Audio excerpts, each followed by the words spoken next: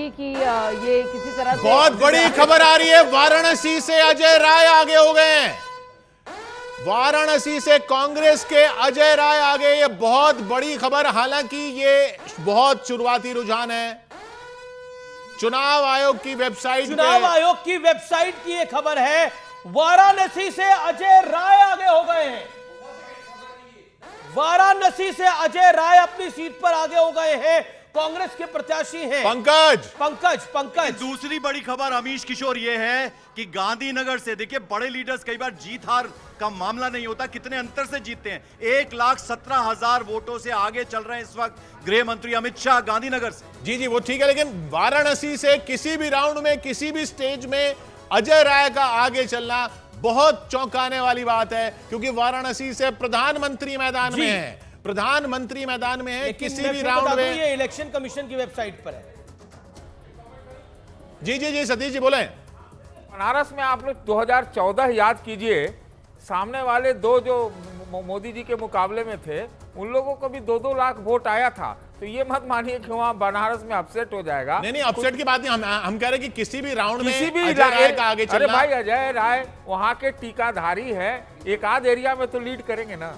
बात एक आध एरिया की नहीं है, प्रधानमंत्री जी की विश्वसनीयता पर सवाल है। उन्होंने कहा था, न मुझे किसी ने भेजा है, न मैं यहाँ आया हूँ, मुझे माँ गंगा ने बुलाया। गंगा का क्या हाल कर दिया आपने? आज बनारस आपको जवाब दे रही है, और ये बहुत ही आश्चर्यचकित करने वाली। मुझे लगता है कि किसी एक ट्रेंड है, और जिसे कहते हैं जैसा सतीश जी ने कहा कि किसी एक इलाके में ऐसा हो सकता है।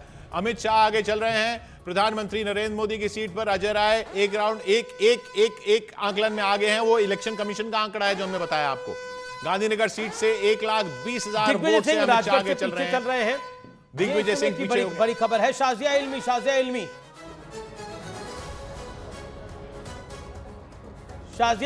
अमीश जी, राउंड्स ऐसी होते रहेंगे, काउंटिंग होती रहेगी। और देखिए, हम कुछ लोग हैं जिन्होंने चुनाव लड़े हैं, और ये बहुत ही एक एक्साइटिंग फेज होता है, और दिल दगदगी लगी रहती है, कौन आगे है पीछे, आप देखते रहेंगे ये। और अलग अलग जगह से वोट जो है खुलते हैं और काउंटिंग होती है, और ये अपडेट्स आते रहेंगे। अभी बहुत सारे राउंड्स हैं, और मुझे लगता है बहुत जल्दी समाजवादी पार्टी के हमारे भाई जो कह रहे हैं कि प्रधानमंत्री जी को झटका लग रहा है, और ये बिल्कुल मुझे लगता है वो बहुत जल्दबाजी की बात है। पंकज कुछ कहना चाह रहे हैं। पंकज बिल्कुल अमीश किशोर, देखिए जो पेपर बैलेट का जो गिनती होती है वो बहुत इंटरेस्टिंग होती है। तो अभी इंटरेस्टिंग चीज पश्चिम बंगाल से है, बर्धमान दुर्गापुर।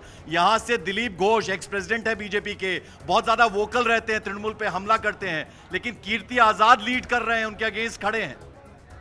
उधर हमारे साथ दानिश साहब जुड़े हुए हैं MIM से। दानिश साहब, इन रुझानों पर आप क्या कहेंगे? देखिए, रुझानों पर अब तक जो भी चीजें निकल कर आई हैं वो ये दिखाती थी कि जो पिक्चर बन रहा था स्क्रीन पे, और स्क्रीन के बाद अब जो सिचुएशन बनी है, ये हालात बनने थे। हालात टफ थे ही, इसमें कोई दो राय नहीं है।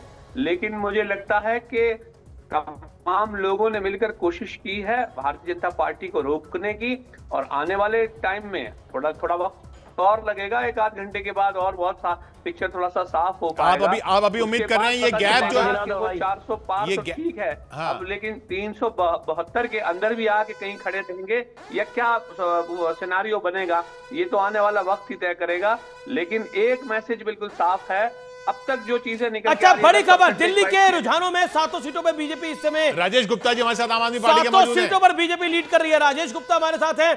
दिल्ली की 7 सीटों पर बीजेपी लीड कर रही है। राजेश गुप्ता, क्या कहना चाहते हैं आप? दिल्ली की 7 सीटों पर बीजेपी आ गई इस समय। अमीश भाई, मैं तो वो कहूंगा जो शाजिया जी कह रही हैं कि अभी तो सिर्फ खुले हैं, अभी तो रुझान आ रहे हैं, धीरे धीरे आगे आते जाएंगे। लेकिन मैं इसमें एक बात और कहूंगा कि जिस तरीके से, देखिए, मैं और आप टीवी पे अक्सर बैठे होते हैं, और मैं बार बार आपसे कह रहा था कि ये संभव ही नहीं है जो 400 पार का नारा है, ये अपने आप में बोगस है, ये अपने आप में एक जुमला निकलेगा। और आप देख लीजिए, आपके सामने है कि अभी आप ही की स्क्रीन पे मैं देख रहा हूँ 197 इंडिया के खाते में है। अब इसमें आप भी अंदाजा लगा सकते हैं, ठीक है ऊपर नीचे होते रहेंगे, लेकिन जैसा माना जा रहा था कि 400 पार, वो तो कहीं से कहीं तक नहीं है। जमीन की रिपोर्ट अलग है। और मैंने बार बार कहा कि जो बीजेपी का वोटर होता है, थोड़ा लाउड होता है, शोर मचाता है, व्हाट्सएप पे लड़ाई करता है, ट्विटर पे भद्दी भद्दी गालियां देता है, लेकिन जो आम आदमी पार्टी का वोटर है, जो इंडिया गठबंधन का वोटर है, ज्यादातर जगहों पे बड़ा शांत है। वो अपनी बात को रखने की कोशिश करता है। वो संविधान के लिए लड़ाई कर रहा था, वो देश को बचाने के लिए लड़ाई कर रहा था, वो प्यार के लिए लड़ाई कर रहा था। तो ये आपके सामने देश महान है, लेकिन संविधान अभी भी महान है, अभी देश भी के लोग महान हैं। अरे अभी भी बहुमत तो उन्हीं का दिख रहा है ना। अभी भी बहुमत भाई देखिए, बहुमत का आप बहुमत 300 तो 272 पे होगा ना। आप 300 को लेके शेयर जी, बाजार में बोले, एक बोले। बड़ी खबर है, स्टॉक मार्केट्स में बड़ी गिरावट है। रुझानों के बाद शेयर बाजार नीचे लुढ़क गए। इस समय की बड़ी खबर है, शेयर बाजार में भारी गिरावट का दौर देखने को मिल रहा है। रुझानों के बीच शेयर बाजार लुढ़क गए हैं, एक भारी गिरावट का दौर देखने को मिल रहा है। हालांकि मार्केट भी एक रोलर कोस्टर राइड होती है, प्रॉफिट बुकिंग देखने को मिलती है।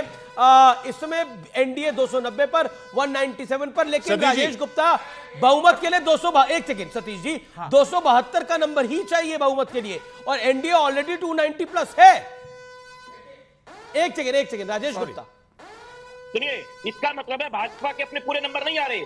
आप एक बार भाजपा के पूरे नंबर नहीं आएंगे, आप देखिएगा एनडीए के बहुत सारे घटक दल जो डरे सामने बैठे हुए थे, वो छूट के अब इंडिया की तरफ आ जाएंगे और सरकार इंडिया की बनेगी। आप देख लीजिएगा, सरकार इंडिया का भाजपा का गठबंधन पूरा बनेगी। सतीश, पूरे नंबर नहीं है, ये ध्यान रखिएगा। सतीश के सिंह यही ट्रेंड भाजपा रहता का है कोई नंबर नहीं अमीश है। और किशोर, यही रहता है।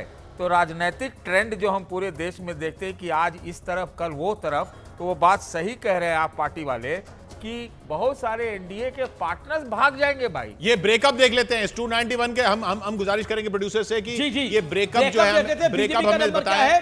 पीयूष गोयल आगे चल रहे हैं, रविशंकर प्रसाद अब अपनी सीट पे आगे हो गए, अनुराग ठाकुर ऑलरेडी आगे चल रहे हैं।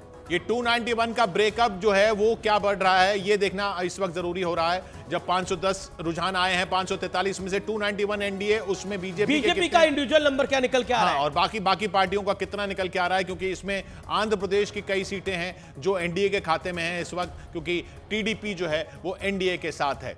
इधर दिल्ली में अब 4-3 का स्कोर हो गया फिर से। इंडिया गठबंधन 197 पर आ गए, एनडीए 291 पर आ गए। ये आंकड़ा यहां पर अभी काफी टाइम से अटका हुआ है। उत्तर प्रदेश में 33 और 46, 33 और 46 और 33 और एक जो है वो आजाद समाज पार्टी के चंद्रशेखर हैं, यानी चंद्रशेखर आजाद की 34 नगीना आप सीट मान है। लीजिए, वो विपक्षी मान लीजिए हम उनको। 34 पर बीजेपी आगे नहीं है, उत्तर प्रदेश में एनडीए आगे नहीं है। 200 इंडिया अलायंस 200 में इंडिया पहुंच गया। अलायंस का 200 हो गया आंकड़ा, 205 इस वक्त 205 हो गया, 207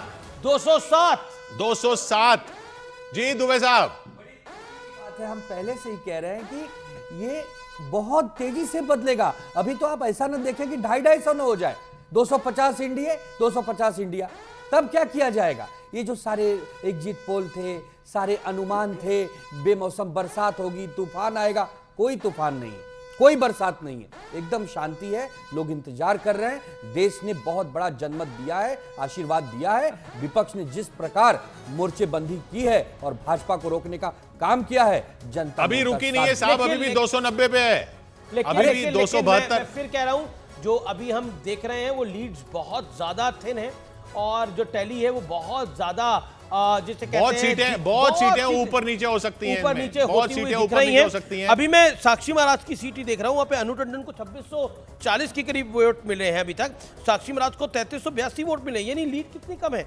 अशोक पांडे जो बीएसपी के, उनको 481 वोट मिले हैं, यानी बीजेपी के जो प्रत्याशी है वो भी 740 सीटों वोटों से ही आगे चल रहे हैं वहां पर। जी हाँ, तो बहुत कम मार्जिन चल रहे हैं इस वक्त, बहुत टाइट फाइट चल रही है, बहुत कांटे की टक्कर चल रही है, ज्यादातर सीटों पर ऐसा देखने को मिल रहा है। अब इंडिया गठबंधन महाराष्ट्र में आगे हो गया।